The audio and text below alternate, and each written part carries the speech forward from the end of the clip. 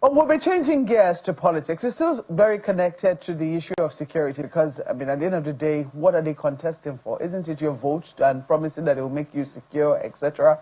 But we'll be talking about the fate of the ADC hanging in the balance, so to speak. In just a moment, please stay with us.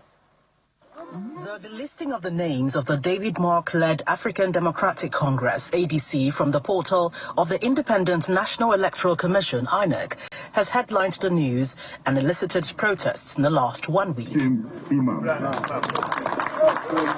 It is also the reason for this joint press conference by the national youth leader of the ADC and members of some civil society groups in Abuja.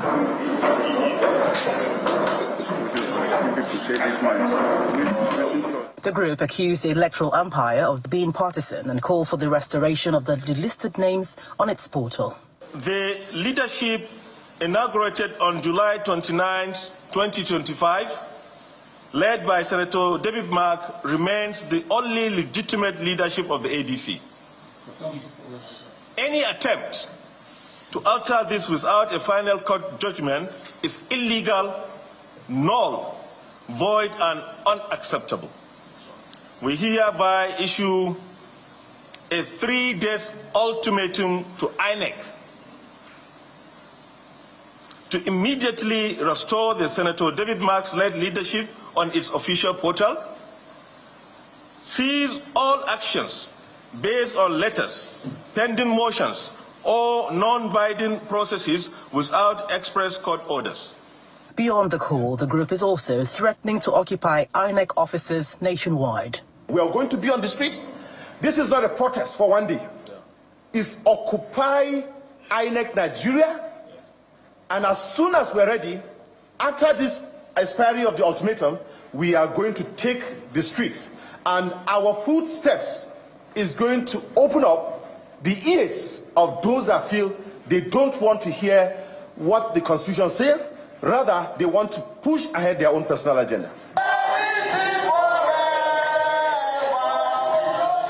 At a separate news conference by the National Civil Society Council of Nigeria, the group justifies the actions of the Independent National Electoral Commission. According to them, the electoral umpire acted in good faith and warns against any mass action against INEC. We have received intelligence regarding attempts to mobilize CSOs and NGOs for a national protest, aims at blackmailing the Independent National, aimed at blackmailing INEC. To our fellow civil society actors, we want all affiliates of the Civil Society Council of Nigeria that we will not hesitate to sanction and deactivate any organizations that participated in the one protest of misinformation. INEC had on Wednesday announced its decision to delist the names of the leadership of the ADC from its portal over an ongoing legal battle between the former deputy national chairman of the party, Bala Nafiu Gumbi, and the David Mark-led leadership of the ADC, a development that has continued to generate debates and protests. Well, Mr. Laulu Akonde joins us now as the former presidential aide and also the presenter of Channels Television's Inside Sources. It's good to see you. Happy Easter to you. Same to you. Thank you. Well, ADC, the African Democratic Congress, did make sure that the matter, which we started last week, was sustained all through the holiday season. And it's the first thing on most of the dailies this morning. You can see it. ADC alleges INEC plot against presidential bid. On the front pages, opposition fights to stay on ballot amid legal internal conflicts. We started this conversation last week. It's still very much on the front burner this week. How do you think this conversation is going to pan out? Well, I think it's important for us to separate issues regarding this matter. So the internal dynamics of Nigerian political elite is one thing, but the implications for the future of the country is another.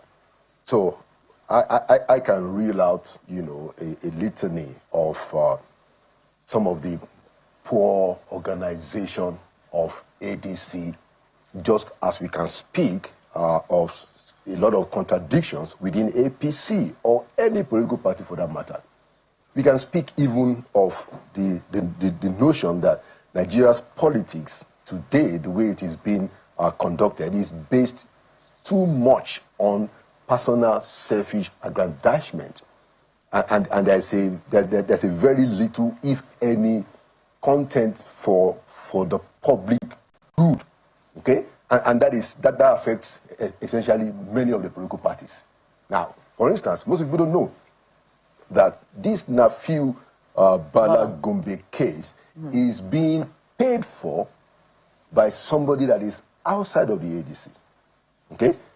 We've had instances where senior lawyers have had to take legal briefs that are paid for by competing political interests.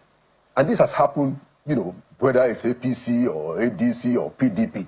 So my point is that the chicanery of the Nigerian political elite is well noted and it is fairly shared.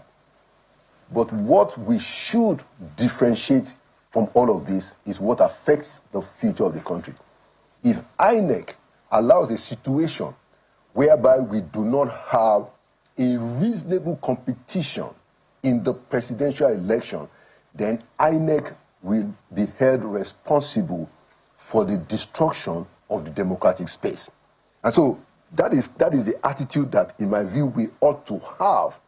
It is not a partisan debate. That we or Inec ought to have. The Nigerian people need to understand that this has gone beyond a partisan rancor. The Nigerian people understand that. That's the point I'm trying to make. A lot of people have said that. I mean, yes, they have said that. But the question is what Inec is saying, because it is Inec's latest actions that has necessitated all of this ultimatum, reactions that we're currently seeing in the media almost on a daily basis.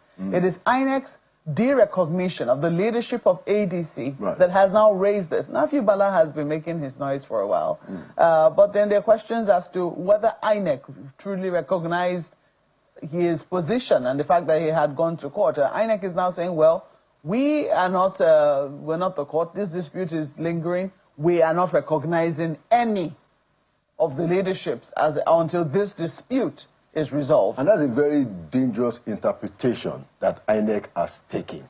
Now, because Inec is supposed to be an umpire, one would have expected that they would have demonstrated a bit more caution. So that if you are not clear, or if you're trying to take a decision that has this kind of implication on the polity, why couldn't you go to the court to ask for an interpretation of what it is that you're trying to do? Because this is the most important thing in my view, Markwe. If you derail ADC the way that it seems it is going to happen, you're going to have a walkover presidential election for the first time in Nigeria's history. It's going to be a walkover. PDP is dead.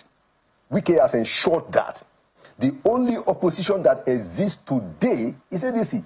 And so if you also try to rig out ADC, you are rigging out the future of democracy in Nigeria.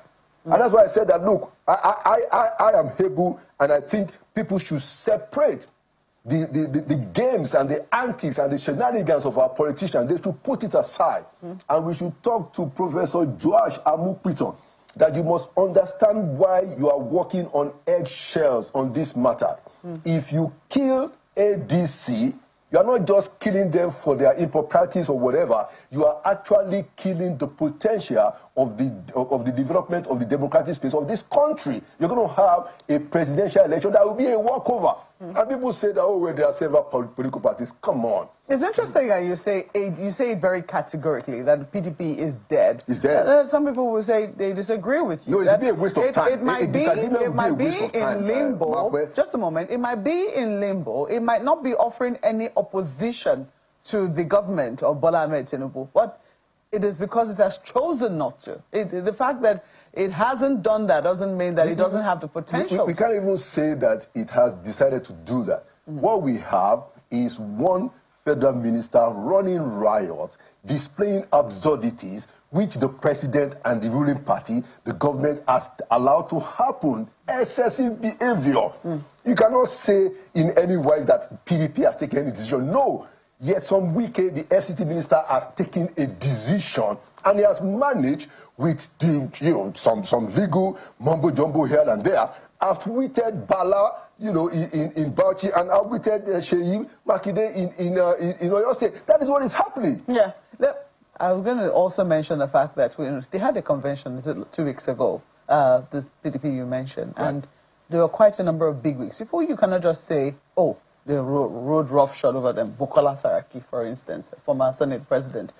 You have the former presidential candidate, governor of Jigawa State. You have a number of, but let me let Ayo put his own question to you. Ayo, quickly.